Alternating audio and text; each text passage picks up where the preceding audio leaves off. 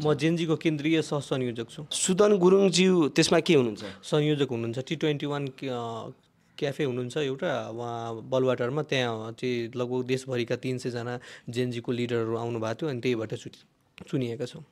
मलाई हेर्ने बित्तिकै फोन अफ हुन्छ गृहमन्त्री। यसमा यो हाम्रो देश चाहिँ रणभूमि भइसकेछ र हुन्छ, अझै रणभूमि हुन्छ, किनकि यो देशभरि होइन कमसेकम 5000 होइन यो काठमाडौँ भ्यालीमा मात्रै छन्। युएसए एम्बेसीको चाहिँ युथ काउन्सिलको भएको साथीहरू मात्रै बनिरहेछ कि मन्त्रीमण्डल उसकै सिफारिस हुन्छ, उसकै एक्सेस छ। अब चाहिँ होइन हाम्रो छैन भने यो सरकार हामीलाई किन चाहियो? यो सरकारै हाम्रो होइन।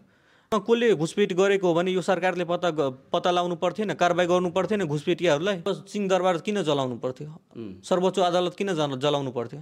भित्र गएको थिएँ, त्यहाँ बाहिर सबै प्रदेशको संयोजकहरू थियो अनि त्यसपछि म जेनजीको केन्द्रीय सहसंयोजक भएकाले मेरो साथीहरू भित्र जान पाइएन। त्यसपछि वास्तविक रियल जेनजी चाहिँ बाहिर, अनि त्यहाँ आइएनजिओको युथ काउन्सिलको युएस युथ काउन्सिलको मान्छेहरू चाहिँ भित्र जाने त्यो त हुँदैन। 2-4 जनाको ग्रुप एनजिओ आइएनजिओ अथवा युथ काउन्सिलको मान्छेहरू भित्र थियो, राष्ट्रपति कार्यालयमा थियो भित्र, अनि जेनजीहरू बाहिर। यो आइएनजिओको सरकार हो। यो आइएनजिओको मन्त्रीहरूले राजीनामा दिनुपर्छ। गृहमन्त्रीज्यूलाई भनिराख्नु भएको छ तपाईँले काम गर्न सक्नु भएको छैन अहिलेसम्म, तपाईँ फेलियर हुनुहुन्छ। गृहमन्त्री चाहिँ बालेन शाहको होइन। बालेन शाहको गृहमन्त्री होइन? बालेन शाहको गृहमन्त्री हो। बालेन दाइले राजु दाइलाई चाहिँ राजु पाण्डे भन्ने दाइलाई उहाँलाई चाहिँ बनाउने चाहिँ कुरा गरिराख्नु भएको थियो। हामीहरूको टिमले सपोर्ट उहाँलाई गरेकै हो। यो गृहमन्त्री कसरी भयो भने जङ्गी अड्डामा आउनुभयो उहाँले, अनि त्यसपछि अर्जुन शाही हुनुहुन्छ, उहाँसँग चाहिँ पनि भिडियो पनि छ, हामीहरूसँग पनि छ भिडियो।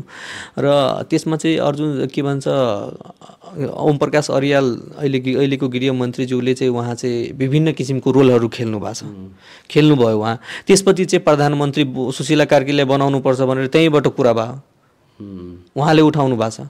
अनि त्यो कुरा उठ्दाखेरि होइन, त्यसपछि त्यो कुरा उठ्दाखेरि चाहिँ प्रधानमन्त्री बन्नुभयो, त्यसपछि चाहिँ उहाँ चाहिँ गृहमन्त्री बन्नुभयो। यसरी हुन्छ? यो प्रधानमन्त्रीले गरे हो। यो सरकारले चाहिँ खासमा चाहिँ एम्बेसीले तय गर्छ कि भोलि के हुन्छ भनेर, भोलि के गर्नुपर्छ भनेर उहाँले तय गर्नुहुन्छ कि। एम्बेसीको गाडी राति के गर्छ प्रधानमन्त्री कार्यालयमा, त्यसपछि चाहिँ तपाईँहरूले त्यो कुराहरू रेकर्ड किन गर्नु भएन? त्यहाँ भित्र जाँदाखेरि मोबाइल चाहिँ राखिहाल्छ, मोबाइल हुनु पर्यो, तर एक प्रमाण छ नि। हाम्रो साथीहरू त्यो फोटो चाहिँ खासमा मैले नि दिएको तपाईँलाई, मलाई चाहिँ एउटा माध्यमबाट आयो, म मान्छे राखेको थिएँ, एउटा सञ्चारकर्मीको दाइ हुनुहुन्छ, उहाँले एउटा भिडियो अझै दिनुभएको छ र त्यसपछि चाहिँ त्यो फोटो पनि हाल्नुभयो अनि भन्यो यस्तो यस्तो भइरहेछ बालुवाटा अगाडि। चाहिँ हाम्रो मिटिङहरू हुँदाखेरि एम्बेसीको गाडीहरू हुन्छ क्या, कुनै पनि मिटिङमा जाँदाखेरि मोबाइलै हुँदैन कि, खासमा मोबाइल साइड ल्याउँ अनि त्यसपछि चाहिँ कुरा गरौँ भनेर के। यदि यी भाइले झुटो बोलिरहेको छ यो अन्तर्वार्तामा भने उहाँलाई पनि कारबाही हुनुपर्छ। तपाईँ तयार हुनुहुन्छ? म तयार छु। यदि यो अन्तर्वार्तामा बोलेका कुराहरू कुनै किसिमको टिका टिप्पणी अथवा झुटो कुरा आयो भने तपाईँ कारबाहीको दायरामा आउनुपर्छ, यति बुझ्नु होला। मलाई फाँसी लगाइदिए पनि म सही सत्य बोल्छु। दर्शक